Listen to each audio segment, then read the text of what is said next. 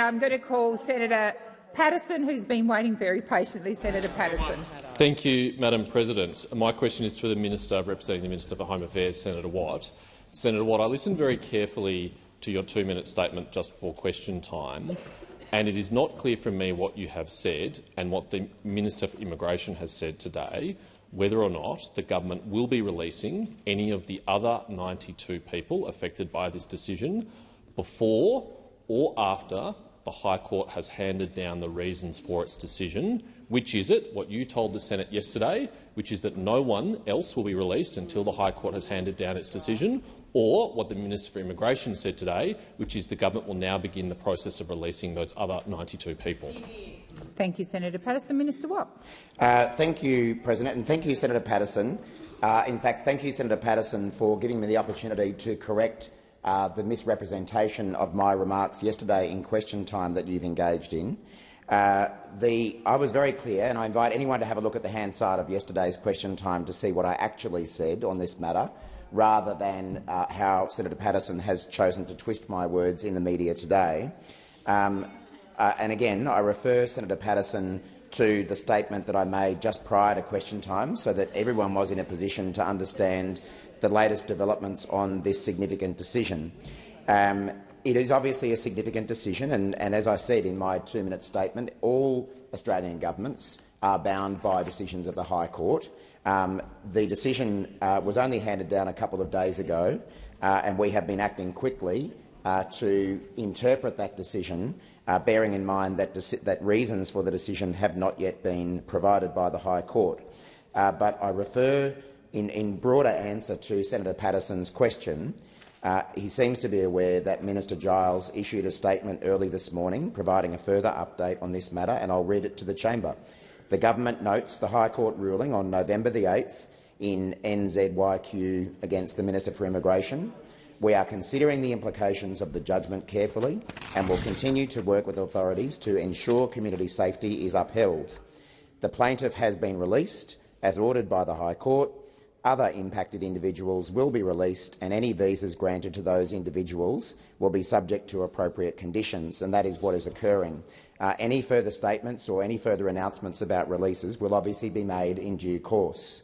But the fundamental point here is that we are already complying with the High Court's decision in relation to the plaintiff. The minister has made clear his intentions regarding other individuals who may be affected by the decision, and as I say, other announcements will be made in due course. Senator Patterson, first supplementary. Thank you, Madam President. Senator, yesterday in the Senate you said in response to a question from Senator McKim, we are not a government that acts on decisions that haven't had the reasons released. So which is it? Will any of these people be released prior to the High Court handing down their decision, or, consistent with what you said yesterday, will they only be released after the High Court has handed down the reasons for its decision? Thank you, Senator Patterson. Minister Watt. Yeah, well, Senator Patterson can choose to twist my words in whatever way he wants to make a political statement. That's entirely his right. It is politics, and if Senator Patterson wishes to play politics with this important matter, then that's a matter for him. I repeat the statement from the Minister for Immigration this morning that the plaintiff has now been released, and as I said in my 2-minute statement, he has been released subject to very strict conditions. And they include he has been put on a bridging visa with strict conditions. Those conditions include the requirement. Minister Watt, please resume your seat. Senator Patterson. On direct relevance, point of order of direct relevance, I did not ask about the plaintiff. I asked about the other 92 people and when they will be released. Will it be now or after the High Court hands down its reasons? The minister is being relevant. Senator Patterson, and I'll continue to listen carefully. Minister. Well, as I say, I refer to my previous answer, which referred to the minister's statement this morning, which said that the plaintiff has been released as ordered by the High Court, and other impacted individuals will be released, and any visas granted to those individuals will be subject to appropriate conditions. The conditions that have been applied to the plaintiff following his release include the requirement to report to the Department of Home Affairs, to notify the minister of changes to his address or personal details, restrictions on industries of employment, and a range of other strict conditions. Senator Patterson, second supplementary. Thank you, Madam President. Minister, some of the people who will now be released have been convicted of serious, violent and sexual offences. How many of them have been assessed by a court to be of a moderate or high risk of reoffending? Thank you, Senator Patterson. Minister Watt. Well, again, President, all of these matters are being worked through by the minister as we speak and have been ever since the High Court handed down its decision. We have made very clear from the moment this decision was handed down that this government regards community safety as paramount in all cases, and especially in relation to the cases that we're talking about here. We are considering the implications of the High Court judgment carefully, and we will continue to work with authorities to ensure that community safety is upheld. The government will use all available powers to keep the community safe, and will consider all legislative and regulatory options. Minister, please resume your seat. Senator Patterson. Madam President, on direct relevance, the minister did not even come near my question of how many have been assessed by the courts to be of moderate or high risk of reoffending. Minister Wong, did you have, thank you, Senator Patterson. The minister's finished his contribution. Senator Stewart. Thank you, President. My question is to the Minister representing the Prime Minister, Senator Wong. The Albanese Labor government made a commitment to the Australian people at the last election that it would strengthen Medicare and address the problems left behind by the 9 years of reckless mismanagement and neglect under the Liberals and Nationals. Can the Minister please provide an update on how the Albanese Labor government is strengthening Medicare and helping Australians get access to medical care when they need it? Thank you, Senator Stewart. Minister Wong. Thank you, President, and thank you to Senator Stewart, who is committed, like all on this side, to a strong Medicare system and to bulk billing. Quite different, of course, to those who we face opposite. And it is this side of the chamber that is delivering historic investments in Medicare and health, the largest investment in bulk billing in the history of Medicare. We're in the history of Medicare, which came into effect last week. The largest investment in bulk billing in the history of Medicare, which came into effect last week.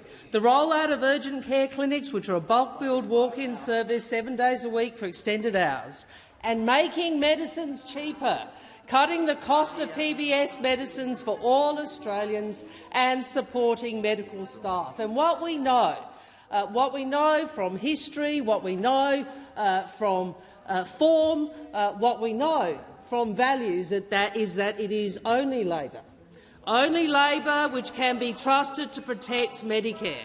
Because what we know about those opposite is this: a shameful legacy of cuts, a shameful legacy of mismanagement in Australia's healthcare system, deliberately ran down Medicare, deliberately ran down general practice. Mr Dutton, in his first budget as Health Minister, tried to abolish bulk billing altogether and make every single Australian pay the GP tax every time they visited a doctor.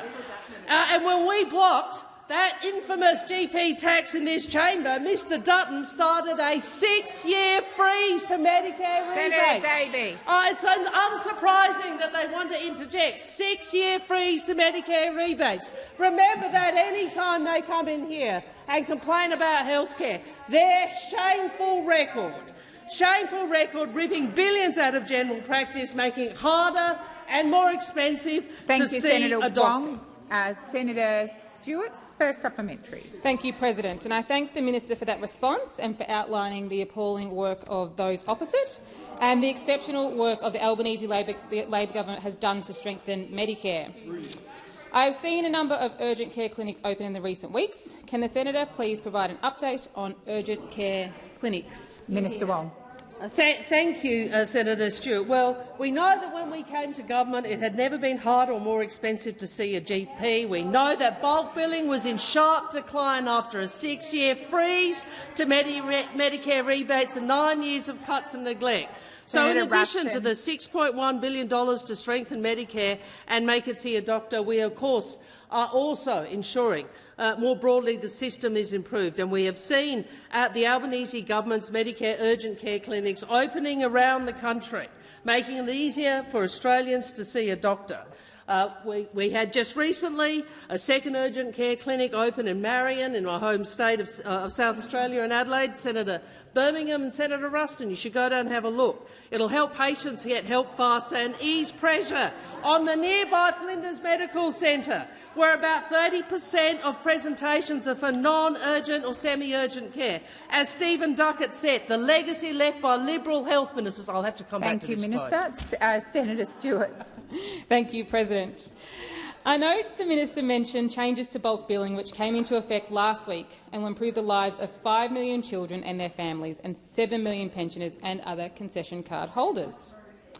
Can the minister please outline what impact these changes will have and why this boost to bulk billing was so desperately needed? Thank you, Senator Stewart. Minister. Thank you. Well, Senator Stewart, the reason it was so needed is because, as Mr Duckett told us, the legacy left by Liberal health ministers Dutton, Lee and Hunt, Duckett, is a Medicare scheme sorely in need of repair because of the slow erosion of the value of rebates and the failure to respond in any meaningful way to change circumstances. Any meaningful way. Well, our record investment means it's easier for 11 million Australians, including kids, pensioners and other concession card holders, to see a doctor, the largest investment in bulk billing in the 40 years of Medicare history. No amount of you saying it's not true makes it so, Senator Ruston. You see, we invest in Medicare and you don't, because we believe in Medicare and you don't. It's as simple as that. The College of General Practice says this is a game changer. Please resume your seat. Senator Ruston, I am going to ask you to withdraw those remarks. I'm not going to repeat them. I withdraw. Thank you, Senator Ruston. Minister, please continue. This is a game changer, to use the words of the College of General Practice, and stands in stark contrast to Mr Dutton and his failed record and GP tax. The time has expired. Senator Cadell. Thank you, President. My question is to the Minister for Agriculture, Senator Watt. Minister, I refer to National Farmers Federation unprecedented Keep Farmers Farming campaign against the Labor government's anti-farming policies, including the impact of Labor's renewable energy policy on productive farmland and farmers' rights. How many hectares of productive agricultural land will be impacted through the construction of 28,000 kilometres of additional pole and wires under Labor's policy? Thank you, Senator Cadell. Minister Watt. Thank you, Senator Cadell. I am familiar with the National Farmers Federation campaign to keep farmers farming, and I had quite a bit to say about that campaign a couple of weeks ago. I'd be very happy to share my speech with you, Senator Cadell, and I suspect, Senator Cadell, you would probably agree with a fair bit of what I had to say in that speech, because you're a sensible man, Senator Cadell.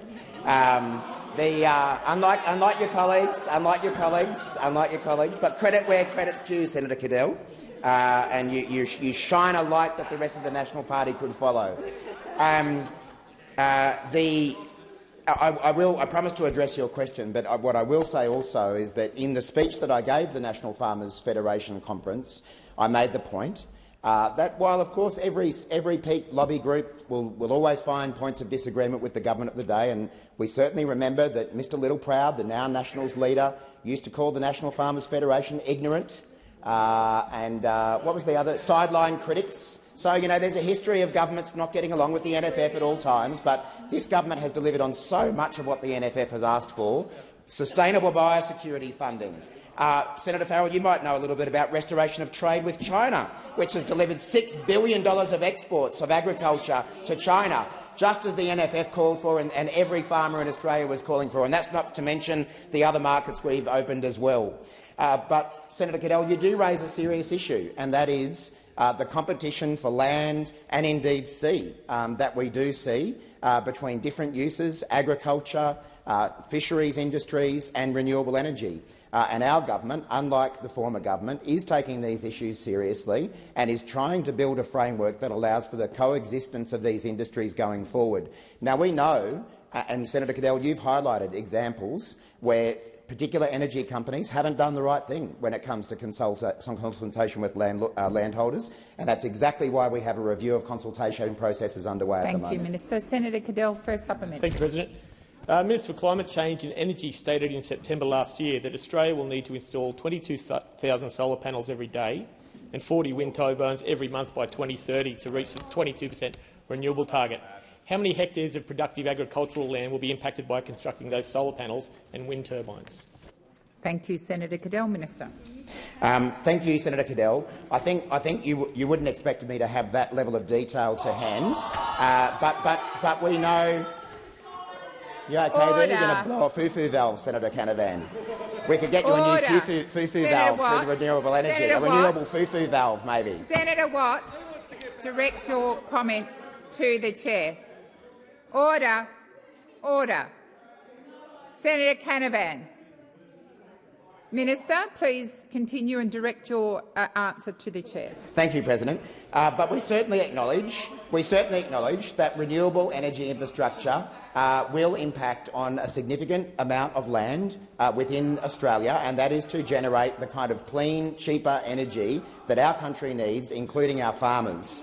Now, what I would also say, though, is that I can introduce you to plenty of farmers around Australia who have actually developed new income streams as a result of hosting renewable energy on their farmland, and that is helping them diversify their income streams so that they're protected in times of drought and in other times when markets fall. So this isn't all a one-way equation. We know that we've got to have good consultation practices, but we want farmers to be able to make money. Senator Cadell, second supplementary. Minister, do you support the National Farmers Federation call for a mandatory code of conduct for transmission projects? Minister. Thank you, Senator Cadell. Well, of course, all of these matters are exactly what Mr Andrew Dyer, the Energy Infrastructure Commissioner, is currently consulting about. I've encouraged Senator Colbeck, and I think I might have mentioned it to you as well, Senator Cadell, to take up the opportunity to meet with Mr Dyer, because we know we're having an argument about a Senate inquiry. Well, that's fantastic that you've taken up that opportunity that we suggested you do, and that is the way to resolve exactly these issues going forward. I will point out that there are members of the opposition who have supported the building of new infrastructure as well. Back in March 2022, when he was then a minister, Mr Taylor, Angus Taylor, said that the development of interconnectors and transmission is critical to bringing new generation capacity into the energy system. I wonder where he thought that was going to be built. Was that going to be built in the sky or somewhere like that? And of course, Mr Taylor said that it had to shore up reliability and affordability across state borders. These are important issues that we get right. We want to do them in consultation with the sector, and I'd be pleased to work with you on that. Senator Faruqi. Thank you, President. My question is to Minister Wong. Minister, the Pacific nations are on the front line of the climate crisis, and they will be overwhelmed by the resulting storms, floods, and rapid collapse of access to food and water. Hundreds of thousands of Pacific people will be displaced by climate disasters, or they will die. And the Labour government has refused to stop the extraction and expansion of fossil fuels. Leaders, former leaders and people across the Pacific have made it clear that Labour needs to stop pushing for more coal and gas.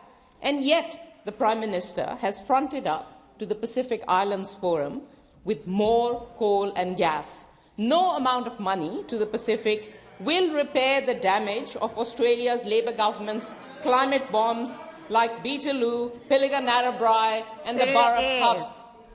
Will the government commit to no more coal and gas projects? Thank you, Senator Faruqi. Before I call the minister, I'm going to ask Senator Ayres and Senator Canavan to stop their interjections across this chamber. It is Senator Faruqi's question, and she has the right. Senator Ayres, Senator Canavan, I've called both of you to order. That is what I expect. Minister Wong. Thank you, President, and Senator Faruqi. What I would say to you is, in the time since we've come to government, we have done an enormous amount to engage with and listen to our Pacific members of our Pacific, the Pacific family and our Pacific neighbours. And I have visited every member of the Pacific Island Forum, a number more than once. The Prime Minister has made it a priority to ensure he attends the Pacific Island Forum leaders meeting. I have to say, despite criticism from those opposite, because we understand our responsibility as a member of the Pacific family and our obligation to work with them on climate and on many other issues. it is the case that climate change is the #1 national security priority.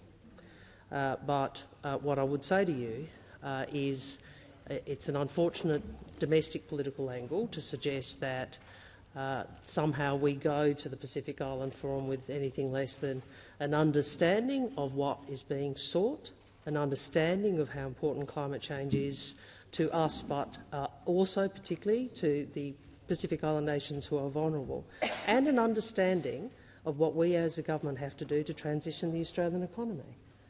That's what we have to do. Well, you can shake your head, but unfortunately there is no switch that transforms a largely fossil fuel dependent. I understand you want to make a political point from the end of the chamber, but there is no switch that makes a transition to renewable energy, and we have to do the hard yards. And we'd like you to join us, hard yards in actually transitioning, but you're not interested in joining us. You're interested in differentiating. And we all in here understand what you are doing. What we will do is transition our economy. Thank you, Minister. The time for answering has expired. Senator Faruqi, first supplementary. Thank you, President. Australia wants to host the UN Climate Conference in 2026 in partnership with the Pacific. This requires Australia to be a genuine partner to the Pacific, which should mean an immediate stop to the expansion of coal and gas, which are the things putting lives, livelihoods and homes of our Pacific neighbours at risk. Anything less is greenwashing and hypocrisy. How can the Labour government bid to host COP unless it commits to abandoning its plans to expand fossil fuels? Thank you, Senator Faruqi. Minister Wong. I do find it interesting that Senator Faruqi's position appears to be, unless we agree with her, we're hypocrites. That appears to be it. Unless we agree with you, we're hypocrites. Well, you know, you're not the ultimate arbiter of the truth, Senator Faruqi. You are not the ultimate arbiter of the truth. That is the reality. Minister Wong. Senator Waters. Thank you, President. Point of order. That is a clear reflection on Senator Faruqi and should be withdrawn. Order. Order across the chamber. The Greens political party seems to believe if people don't agree with them, that somehow that makes the people who don't agree with them hypocrites or insincere. We are not. We are sincere. But unlike you, we recognise that it's not just a motion in the Senate or a speech, it's the hard yards of transforming an economy which has been fossil fuel dependent, and it has, and we have benefited from that, but we now have to change. And that is not easy.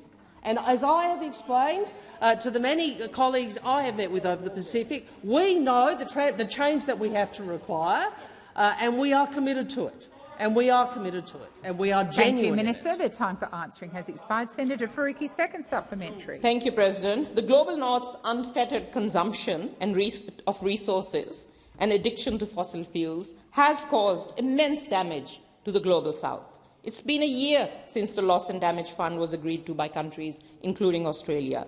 Yet Labour has not committed any contribution to the Loss and Damage Fund, and the Climate Infrastructure Partnership announced today has nothing to do with it. When will the government make a commitment of what it will contribute to the Loss and Damage Fund? Thank you, Senator Faruqi. I make the point because there was quite a preamble there, a very interesting preamble in terms of some of the language used.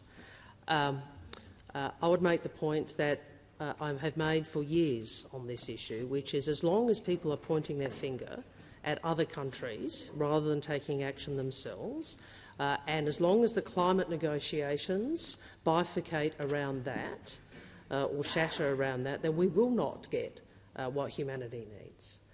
It is the case that there are many countries who have benefited greatly from their reliance on fossil fuel, and Australia is one of them, and we have contributed to what we have now. We also know going forward that there are a great many developing countries who also are, if not the largest, and amongst the largest emitters. In other words, we all need to do something rather than blame each other, and that is the constructive approach we will take. We will take to the climate negotiations and to the work we're doing with Pacific partners. Senator Sterle. Thank you, President. My question is to the Minister representing the Minister for Resources, Senator Farrell. What actions is the Albanese government taking to ensure a strong Australian resources sector And how is the government ensuring Australia's energy security and reliability by supporting essential decarbonisation efforts? Thank you, Senator Farrell. Thank you, Senator Sterle. Minister Farrell. Thank you, President, and thanks, Senator Sterle. You come from a great resources state, and I know you've got a great interest in this sector. Today, the Western Australian has reported that billions— Western Australian, of course, is a Western Australian newspaper, fine newspaper— billions of dollars of investment in WA's gas industry are at risk as the Senate holds up legislation. These actions by the Liberals and the Nationals are nothing short of astonishing. Faced with the choice of supporting investment certainty in carbon capture and storage, the Liberals and the Nationals chose to side with the Greens. The International Energy Agency, the United Nations Intergovernmental Panel on Climate Change and the Climate Change Authority have all said that carbon capture and storage will play an important role in helping achieve net zero. We believe in climate action, but the Liberals and the Nationals continue to bury their heads in the sand. Like every aspect of energy policy, those opposite comprehensively fail on the issue of emissions reduction. So, what do those opposite believe? Do they support regulatory certainty, or do they not? Do they want affordable and reliable energy, or don't they? No, the answer is no. The actions of those opposite are putting Australian projects at risk. Australian projects at risk. This means they are putting Australian jobs at risk. The Liberals and the Nationals talk about investment, but they don't believe in it. The time for answering has expired. Order across the chamber. Order. Senator Sterle, first supplementary. Thank you, President. Minister, why is it important for the government to enable a strong investment climate for decarbonised LNG supply chains? Thank you, Senator Sterle. Minister. Thank you, President. Thank Senator Sterle for his first supplementary question. Well, this government's been working diligently with industry and our key trading partners to rapidly decarbonise LNG supply chains. There are deep pools of capital available in Korea, in Japan and elsewhere, with a strong appetite to invest in carbon capture and storing projects right across Australia, even in your home state. This is why it beggars belief that those opposite, when faced with the choice, refuse to act. They refuse to act. The Liberals and the Nationals have said that our efforts to promote regulatory certainty for carbon capture and storage are vitally important, but they fail to act. They fail to act. So, what do you actually believe? Senator Sterle, second supplementary. Thank you, President. What action could be taken to ensure more investment flows into projects, technologies and initiatives that support decarbonisation across resource supply chains, Minister? Because I am interested. Thank you, Senator Sterle. Minister Farrell. Thank you, President, and thank Senator Sterle for his second supplementary question. I can see everybody, their heads are down, I know, because except for Senator Cadell, the rest of them, their heads are down because they are ashamed. They are ashamed of the position that they are adopting. We have a suite of regulatory and legislative reforms. Minister, resume your seat. Order. Senator Canavan, I've just called the chamber to order. That does include you. Senator Wong. Minister Farrell. We have a suite of regulatory and legislative reforms that are helping to drive investment and regulatory certainty across the sector. We want to ensure our regulations and our legislation are fit for purpose and best practice for decarbonising our economy. The Liberals and the Nationals have a clear choice to make. Do they want serious investment to flow into this country to support carbon capture and storage projects, or do they not? I would have thought our trading relationship with Korea and with Japan was simply too important to be playing. Time has expired. Perhaps Senator Ayres and Canavan might want to go outside and chat. Senator Wong. Senator Wong. Order. Order. Senator Wong. Order. Senator Birmingham.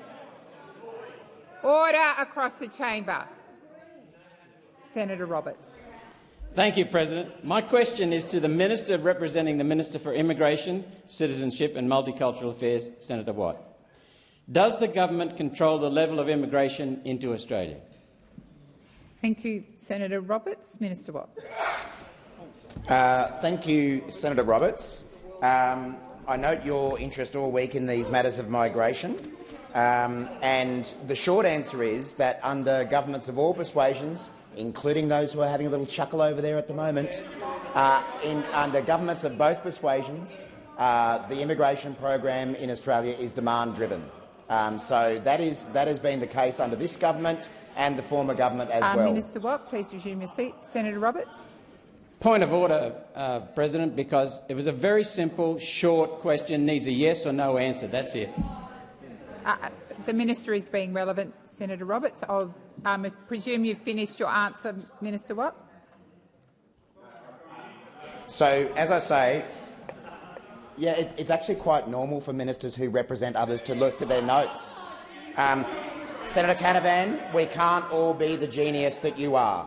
You are a genius. I pay that, especially when you get into your dark web and your bunker and you dig out all those statistics. You're an absolute genius at that. Minister Watt, but we can't all be.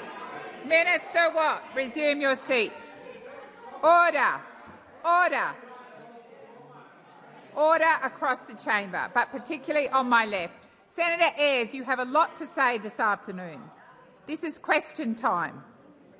Minister Watt, I'm asking you to refer your comments to me and not to particular senators. Please continue. I know Senator Rennick was a bit offended by the fact that I singled out Senator Canavan as the only genius on the opposition and the only person who can get into the bunker and find statistics, because we know Senator Rennick's pretty good at that as well. Just a moment, Senator Hughes. I haven't called you, and I haven't called you because the chamber was still disorderly. Senator Hughes. President, you made very clear this week, and we've heard from those opposite of their deep offence. I'd like Minister Watt to withdraw a whole raft of his commentary and reflections on a number of senators over here and his continual snarky, personal smears and vilifications. Senator Hughes, if you want to raise a point of order about unparliamentary or personal language related to a senator, I need their name, at least. Senator Hughes, don't backchat once you're sitting down. You indicated that the minister had had a spray against a range of senators. I have no idea who that was. I'm not going to make it up or guess it. So unless you have some... Senator Hughes,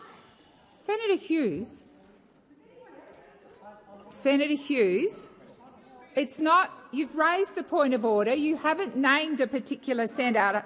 You've indicated to me who in your view has made the offence, but you haven't said about which senator. Senator Hughes, resume your seat. Minister Wong.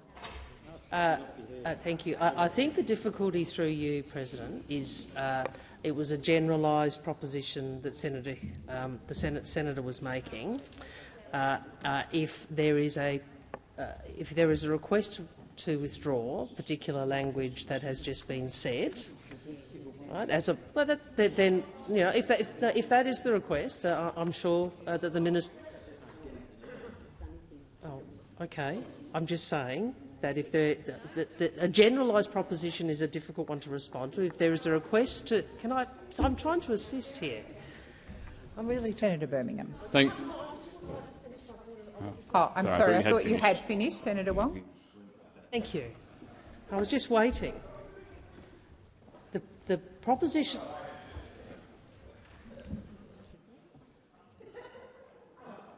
Did you wish to continue? Thank you. There is a generalised complaint about Senator Watt saying things about a number of people. If the request is, I don't know what those are, but if the request is that— Order.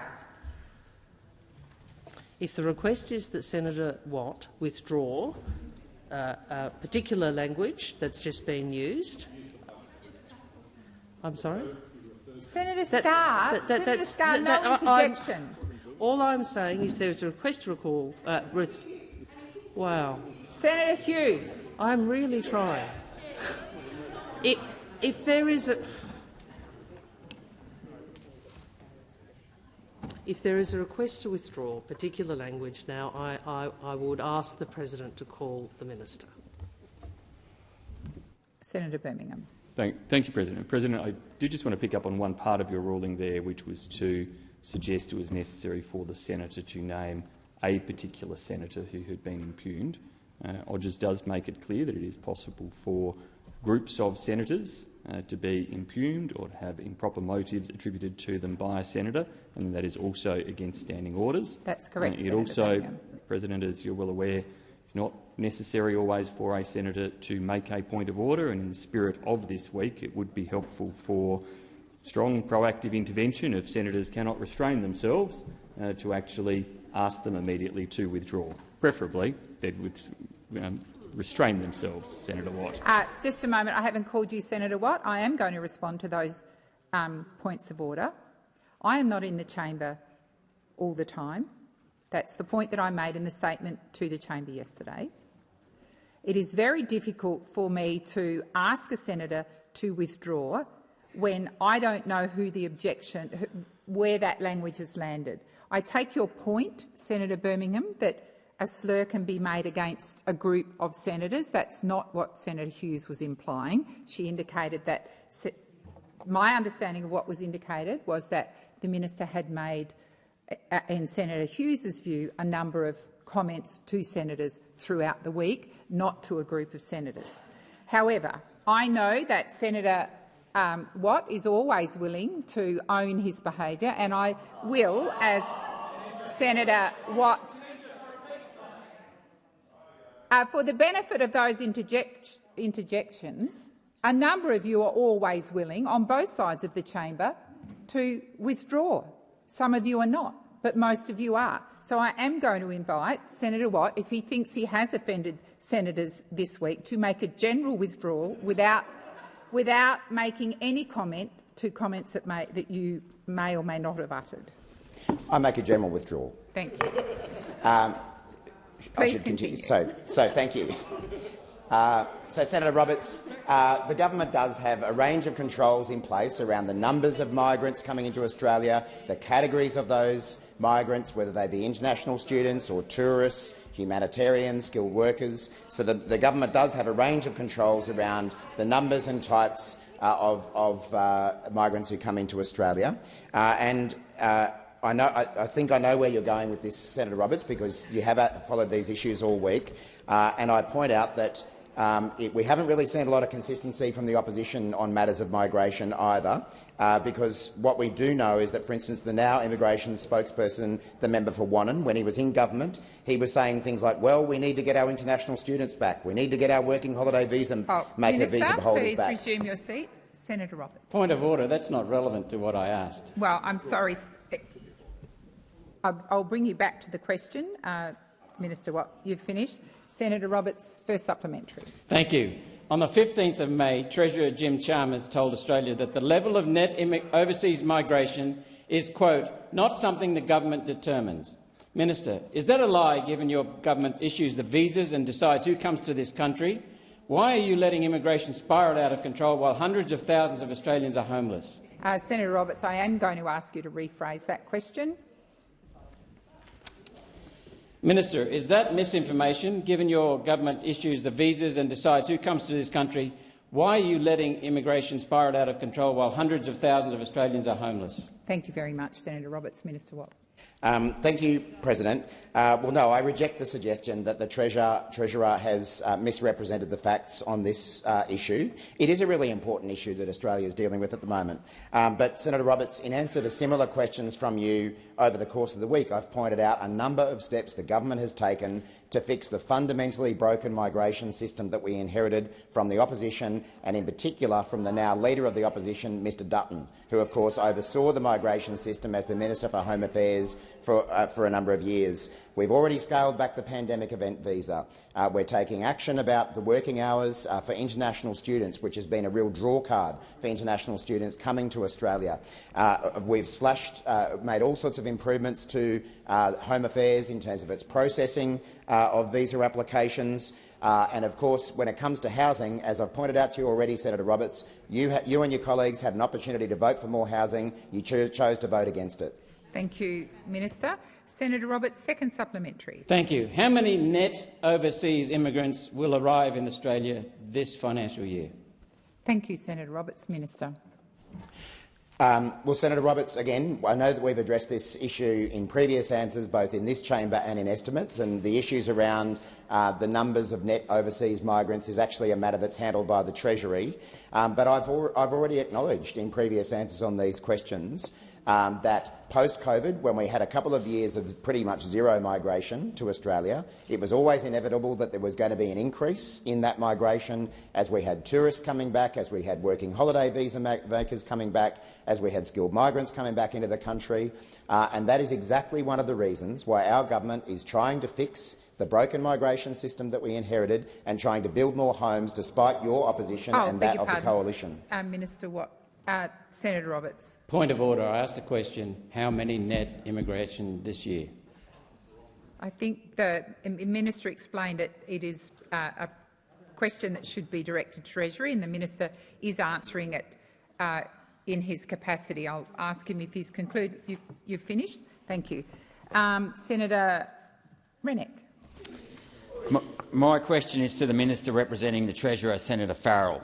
I refer to the Minister's answer yesterday to Senator Birmingham, where he claimed not to have seen analysis of OEC data in the Australian Financial Review showing that Australians have experienced the biggest fall in living standards among advanced economies under Labor.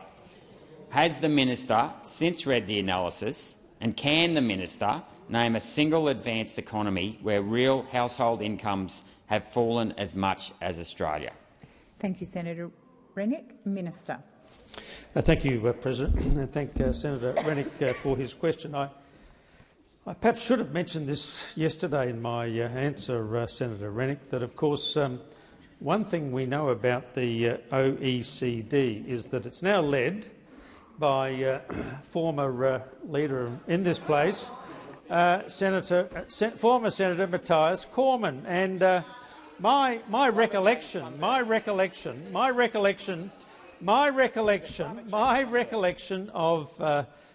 Senator Cormann, who very nice fellow.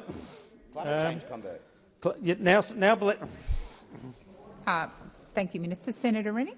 Point of order, Chair, towards relevance. I'm not asking about who's running the OECD in terms of the bureaucratic organisation. I'm talking about the countries amongst it in a relative sense of the word.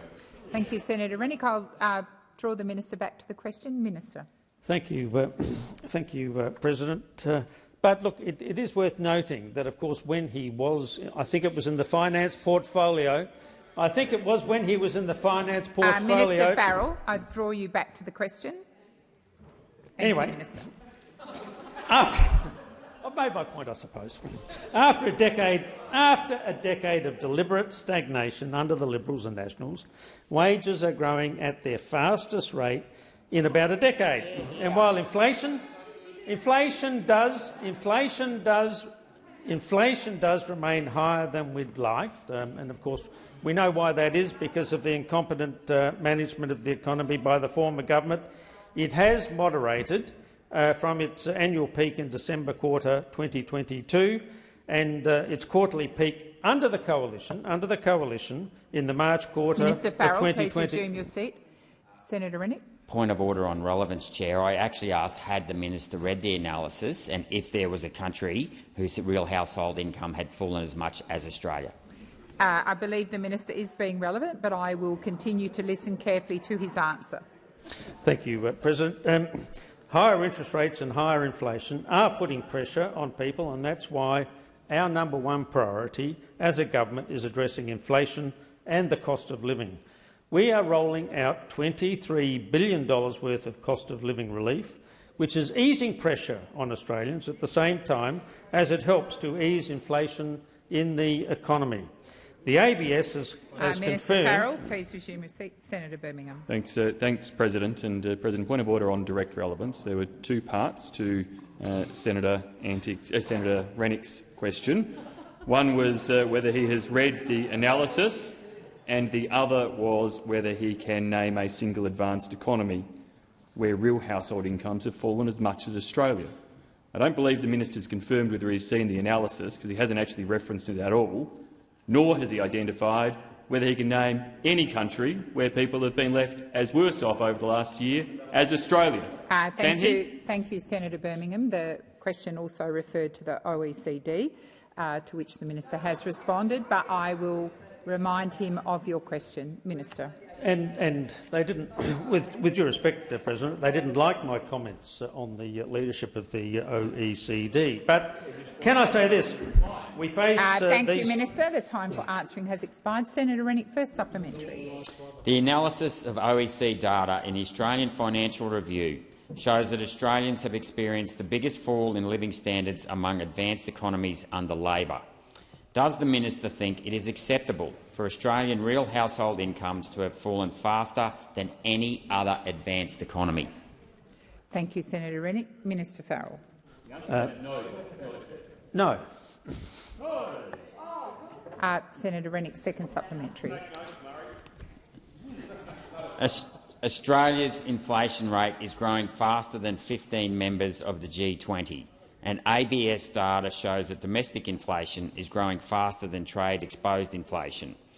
Will the minister admit that falling real incomes is a Labor problem, not a global problem?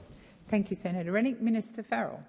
Thank you, President. Well, I don't think Senator Rennick listened to my first answer, where I actually addressed what's happening with wages. And I know you don't like me going back to who's now running the OECD, but of course, when he was running finance in this country, Senator Cormann, he let the cat out of the bag. He let the cat out of the bag, and he made it very clear that a designed feature of your economic policies— Minister Farrell, please. I'm waiting for silence, Senator Cash. I don't have you on your feet. I have Senator Rennick. Thank you, Chair. Point of order on relevance yet again. I asked the question, was inflation a Labor problem and not a global problem? I'll remind the minister of your question, Senator Rennick. Minister. Thank you. Well, we all know why inflation is going up. In addition to the incompetent management under your government, Senator Rennick, which started the upward climb, because remember the first increase in interest rates was under your government. But look, there's a war going on in Russia, Ukraine. There's a war going there, yeah, and I will tell these thank people, you, Minister. we are the time looking for after answering you. has expired. Senator Birmingham. Thanks, President. President, my question is to the minister representing the Prime Minister, Senator Wong. This week in the Senate, the vast majority of legislation passed were bills brought forward by Senators Lambie and Pocock. These 4 bills were passed without any voices against, and therefore without a division being called. The Labor Party did not oppose these 4 bills. Given Labor's support for these bills, will the government give a commitment to treat the Senate and Senators Lambie and Pocock in particular with appropriate respect by allowing these bills to be debated and voted on in the House of Representatives next week? I'm waiting for silence. Minister Wong. First, I note, is this not Senator Babette's question? No, this is yours. Have you handed it to the Libs? Oh, now we know. we already knew. You're going to do it? Maybe you should. Order. I would just make the point, I'm interested to get a question on legislation from the Leader of the Opposition in the Senate. I'm interested to get a question on legislation from the Leader of the Opposition in the Senate, whose leadership is so fragile that he holds up a bill that he supports that is important for Santos in his hometown because Senator Canavan wants an inquiry and he lines up his people to vote with the Greens to prevent legislation he supports. I mean, that is the Senate legislation program. It's all about the internals of the Liberal Party and the National Party. That is all it's about. So, if you want to come in here and talk about the legislation program, can you explain to Santos, to South Australians, to the people? Yes, I'm not unsurprised. Minister Wong, please resume your seat. Senator, just a moment, Senator Birmingham. I'll wait for silence across the chamber. Order. Senator McKenzie. Sorry, Senator Birmingham. President, point of order. The question was very clearly about a bill, the industrial relations bills, that related and were moved by Senators Lambie and Pocock, not any other legislation before the Senate. And, of course, they were bills the government itself were too weak to even call a division over. Senator Birmingham, the minister is being relevant. Minister Wong. What was striking about the discussion before was I didn't actually see the other side disagreeing. No. Did you? I didn't really see the other side disagreeing because they know what is happening is you are voting with the Greens against legislation you support. You are voting with the Greens against legislation you support that Korea, maybe those who care about national security should think about the fact that the governments of Korea and Japan have been asking us to pass the legislation. You're lining up with the Greens. You're lining up with the Greens. This is a party of government. Look what they have. Look at what they have become. Look at what you've become. Order. Order. Order. Senators, I have Senator Birmingham on his feet. There should be silence across the chamber. Senator Cash, I called you a number of times. Senator Cash, your interjections are disorderly. I called you to attention and you ignored that. I would ask you to respect my calling. Senator Birmingham. Order. Thanks, President. Well, this week in the Senate, the government has failed miserably to manage its own legislative program. In 5 days, not a single government bill that wasn't non-contro has passed. Yet the government has not once asked for extra hours, nor extra sitting time, nor did it put to the coalition any cooperative proposal, just a guillotine, take it or leave it. Will the government come to the Senate next week with less arrogance and more willingness to show the give and take that has always been required and shown to get things done in this Senate? Minister Wong. Well, I'll make it to you now. I'll make it to you now. You give us extra hours and an agreement to pass the legislation and we'll keep sitting. I'll make it to you now. Because you know what you've been doing?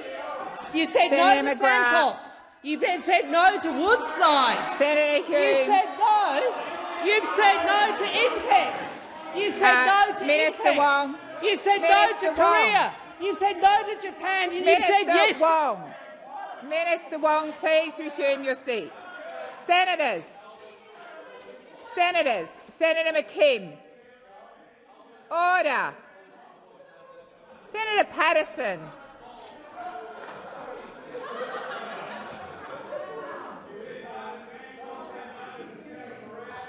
Senator McKim, I have one of your senators on his feet.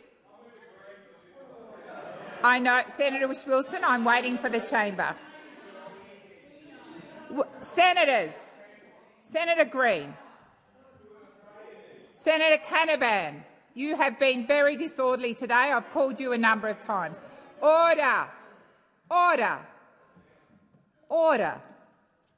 Thank you for waiting, Senator Wishels. Right. Thank you, President. Just a point of order on I think Senator Wong is misleading the chamber by pointing out that there's a difference between the Liberal Party and the Labor Party on supporting fossil fuel companies is misleading the chamber. Senator Wilson, please resume your seat.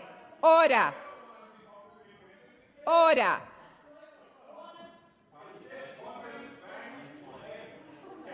Senator Canavan, when you've finished. Minister Wong. But I'm serious. And those opposite know why those opposite know why this led. Order. Senator Canavan. Senator Canavan. And McKim. Senator Giacone, that is really unhelpful as well.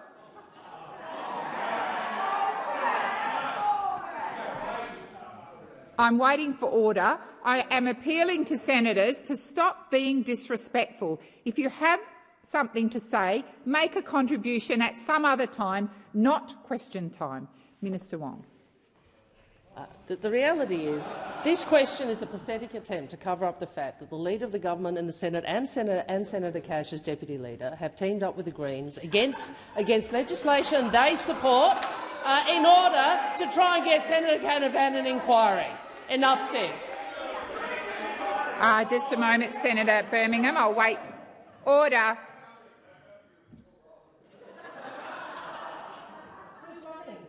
Order. Senator Wong. Senator Birmingham. Thanks, President. Well, it's taken 5 whole days for the government to come up with a proposal on how to get this bill through, demonstrating clearly it's been lacking leadership all week. Given it's 82 years since the government tried to function with only 4 Senate ministers, half of whom have been absent for most of the week, will the minister commit to ask the Prime Minister to promote some of the Labor senators languishing on the backbench? Perhaps Senator McAllister, who's done most of the work for the government this week, could replace the hapless Stephen Jones. There's one suggestion. Senator Birmingham.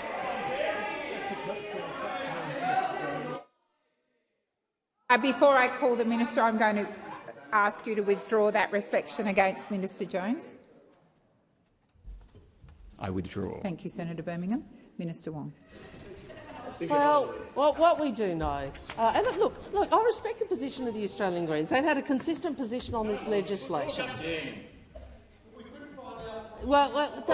Thank you for your assistance. And you know, political debate has many aspects. Minister Wong. Right? Minister Wong, please resume your seat. Order across the chamber. Senator Whish-Wilson, you are out of order, as are you, Senator McKim.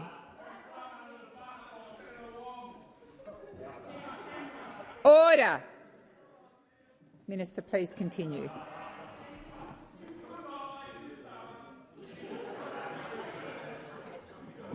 Minister, I've given you the call.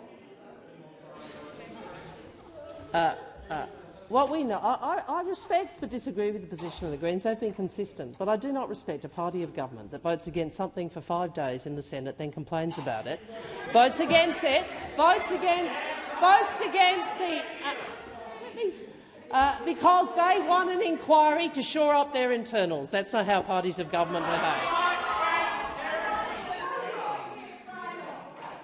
Senator Green. My question is to the Minister for Foreign Affairs, Senator Wong. This week, the Prime Minister is attending the Pacific Islands Forum's Leaders Summit. Can the Minister explain how the government is building a stronger and more united Pacific family and a peaceful, stable and prosperous region? Minister Wong. Thank you, Senator Green, and thank you for your interest in and engagement with our Pacific neighbours. I know how important it is to you and to the people you represent. And as you know, our government is investing in all arms of statecraft to build a peaceful, stable and prosperous region that requires a Pacific Island Forum equipped to face our shared challenges together. As I said, we've obviously travelled to every member of the PIF, listened to their priorities and are working to deliver for shared interests. We've boosted our investments in over 2 budgets in regional security cooperation, police policing, labour mobility, climate and humanitarian response, sport, media and regional capability. We have delivered on our commitment to expand and improve the Pacific Australia Labour Mobility Scheme, with more workers in Australia than ever before. We've increased our investments in climate finance in the Pacific, for the Pacific, and will rejoin the Green Climate Fund, determined to ensure it delivers directly for our Pacific partners. We've increased our development assistance and we've doubled the Australia Infrastructure Financing Facility in the Pacific grants component. Our investments will help our regional partners become more economically resilient, develop critical infrastructure and provide their own security so they have less need to call on others. And we have also enhanced our support for the Forum, the preeminent regional institution, to build a stronger and more united Pacific family and to deliver the 2050 strategy for the blue Pacific continent. And we have delivered a Pacific engagement visa, which will make a uniquely Australian contribution to building a stronger Pacific family. Senator Green, first supplementary. Thank you, President. Can the minister explain what challenges we face in the region and why a peaceful, stable and prosperous Pacific is in Australia's interests? Thank you, Senator Green. Minister Wong. Thank you, Senator Green. Well, we know that Australia lost a decade in the Pacific because of those opposite, because of the disrespect for the Pacific family. Who can forget Mr Dutton making jokes about water lapping at the door of the Pacific family? And we all remember how they dropped the ball. And unfortunately, they just haven't learned. Here, last month, those opposite tried to block the Pacific engagement visa, and now they're looking to block legislation that supports Pacific workers. Now, I know that Senators Birmingham and Patterson actually understand the challenges Australia faces in a more contested region. I know that they understand that Australia must work harder than ever to stay competitive in the region. But unfortunately, we see Senators Birmingham and Patterson being completely passive, standing up to the reckless Mr Dutton, completely passive in standing up for the national interest, and working to keep letting others fill the vacuum. The time for answering has expired. Senator Birmingham. If it's inappropriate to describe a member of the House of Representatives as hapless, is it also inappropriate to describe them as reckless? I will ask Minister to withdraw. Minister Wong. I'm happy to withdraw. Thank you, Minister Wong. Senator Green, second supplementary. Thank you, President. Can the minister explain why the Pacific Islands Forum is central to advancing Australia's national interests? Thank you, Senator Green. Minister Wong. The Pacific Island Forum is where leaders come together to make decisions, including decisions on security in the Pacific family. It is a core national interest for Australia to show up. Now, Australia has not always been welcomed there with open arms. We all remember how Mr Morrison was received. But what is disappointing is that Mr Dutton recklessly wants to drag us back to those days. Today he's out there questioning whether the Prime Minister of Australia should be at the Pacific Islands Forum. Really? When Mr Dutton had the chance to make Australia more secure, he left us more exposed. He went around beating the drums of war, but you know what? He just surrendered in the Pacific. Just surrendered. And while he was beating his chest, he let our country get beaten to the punch. We are determined not to ever make that mistake. Thank you. Senator Hughes. Thank you, President. My question is to the Minister representing the Prime Minister, Senator Wong. Yesterday, when Senator Farrell was asked for a second time what the Labor government defined as mortgage stress, you interjected, "Why didn't you ask me?" So in that spirit, Senator, I ask again, what is the Albanese government's precise definition of mortgage stress? Thank you, Senator Hughes. Minister Wong. Well, as you might recall, Senator Hughes, I actually made sure I had the opportunity afterwards to say what I wanted to say, which is, unlike those opposite, we don't need definitions to understand how hard it is that Australians are doing, which is why we are focused on the $23 billion worth of cost of living measures that we have put in place, so many of which you opposed, so many of which you opposed, that are about assisting Australian families. And I would just make this point, because there's been a lot of discussion about inflation, that the Statement of Monetary Policy that the RBA has released has confirmed what the ABS has previously said. Our cost of living measures have shaved 0.5 percentage point off inflation. You should listen to this, because remember what inflation was like under you, Senator Hume. Remember what inflation was like under you. The ABS has said that our cost of living measures shaved Minister Wong, please resume your seat. Senator Hughes. Point of order, please. If you could remind Senator Wong to direct her comments through the chair rather than screaming abuse at Senator Hume would be appreciated. Senator Hughes, the minister is directing her comments appropriately. Minister Wong. I did respond directly to Senator Hume, who was, I think, to be fair, being feisty towards me, and that's fine. I don't mind. I don't think it was abuse, and I certainly wouldn't want it to be perceived in that way. But I would make this point: the ABS has said that our cost of living measures shaved 0.5 percentage point off inflation in the September quarter. That was confirmed by the RBA again today. So I would make the point to those opposite: if you're serious about worrying about mortgage stress, if you're serious about cost of living, if you're serious about inflation, then you should have supported the measures that the government brought in. Thank you, Senator Wong. And Senator Hughes, just before I come to your first supplementary, I remind you that a minister is entitled to respond to interjections, but your first supplementary. Thank you, President. Minister, I'm not sure there was a definition in there, since maybe you don't know either, but given the minister representing the Treasurer was unable to answer, despite being asked twice, can you confirm how many Australian households are currently experiencing mortgage stress, and how many more will, as a result of this latest interest rate rise under Labor? Thank you, Senator Hughes. Minister Wong.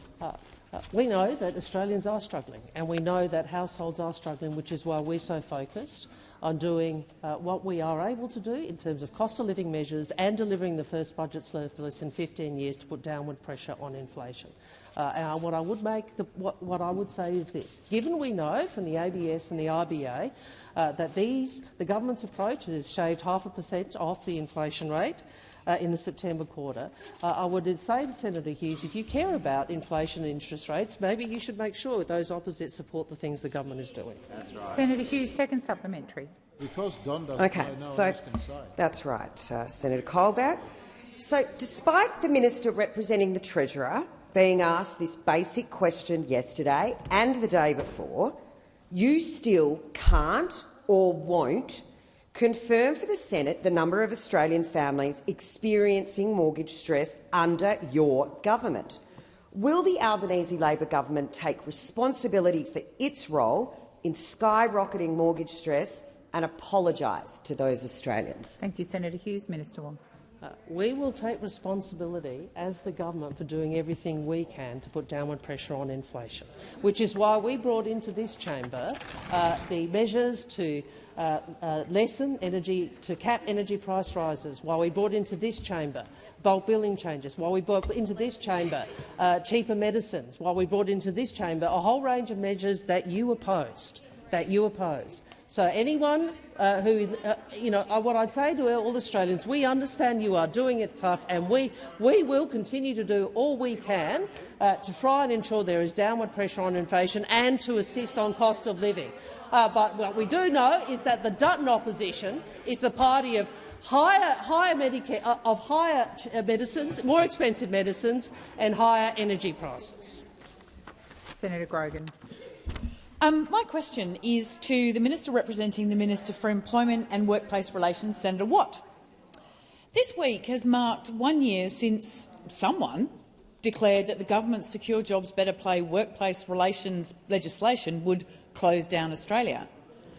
Who would say such a thing, Minister Watt? And can you confirm whether Australia has actually closed down?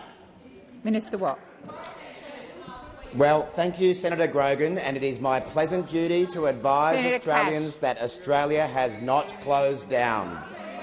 And I wish all Australians a happy first anniversary, a paper anniversary, since someone, I don't know who, but someone said that Australia would close down due to the government's secure jobs, better pay, workplace relations laws. Now, you have to wonder, who would have such a doom and gloom attitude to Australian businesses' workers? Well, of course, it's the person who's got a lot to say over there right now, Senator Cash, the human hyperbole. We know we used to have Senator Hinch, the human headline, and now we've got Senator Cash, the human hyperbole. Please resume your seat. Senator Hanson-Young. Well, thank you, President. I know it is unbelievable to be able to think that I can't hear Senator Watt, but I can't hear Senator Watt. All of this. Can you please try and bring the temperature down a little Senator Hanson-Young, I have been trying for the last hour. I would think that today I have not been particularly successful, but I would remind the chamber once again that shouting out across the chamber is disorderly. Trying to shout louder than the minister answering the question is also disorderly, and it's disrespectful. I'd remind all senators for the last couple of questions to listen in silence. Minister Watt. Thank you, President. But it's no surprise that Senator Cash would say such a thing, because she's a member of the same coalition that said Labor would end the weekend. I don't know about you, but I'm quite looking forward to the weekend, and it's actually going to happen tomorrow. They said that Labor would kill off the backyard barbecue. I had a barbecue at my place last weekend. I don't know about yourselves. And, of course, Labor was going to deliver lamb roast that cost $100. That hasn't happened either. But Senator Cash is not alone in her blatant scaremongering from that side of the chamber, but it is sad that she has such a dim view of Australian businesses and workers.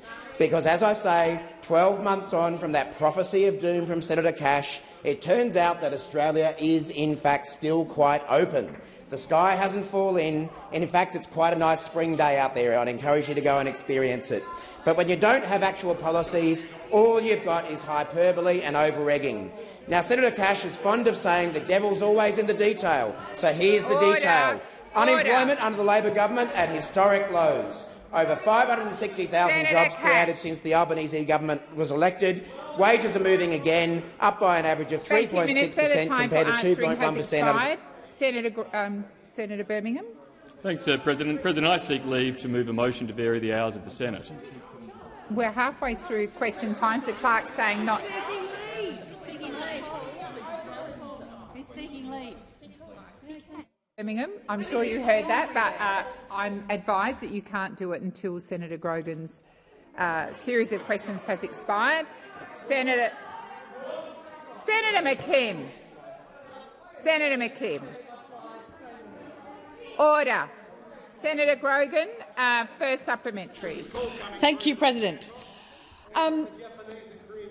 Minister Watt, the Liberals and the Nationals have tirelessly worked to frighten business owners and workers regarding the government's workplace relation policies like secure jobs, better pay and closing loopholes. And only 1 year ago, Senator Cash claimed that the government's laws would take us back to the dark ages. Minister, is Australia back in the dark ages? Thank you, Minister Watt. I would advise you to direct your answers to the chair. Thank you, Senator Grogan. And, President, I'm surprised that Senator Birmingham wanted to protect Senator Cash from more examination of her statements, because we know that Senator Cash doesn't spend a lot of time protecting Senator Birmingham over that side of the chamber. But, of course, Senator Cash, I really hope that she had better luck on the Melbourne Cup this week, because all of her other predictions have been well and truly off the mark. Last year, she predicted the Secure Jobs Better Pay Bill would send Australia back to both the Dark Ages and the 1970s. I don't really know how it can do both. And, you know, as I've said before, I don't know about Senator Cash, but I haven't seen people running around in the chainmail from the Dark Ages or the flares from the 1970s. But according to Senator Cash, it was going to get us to both those places. And a year on, they're now dusting off the same old doomsday tales when it comes to our closing loopholes bill. Now, Senator Lambie made some interesting comments on the radio this morning that there are only 4 parts of this bill that those opposite are willing to support, and what that means is the coalition opposes the rest. They say no to protecting gig workers, no to Senator Grogan, second supplementary. Thank you, President.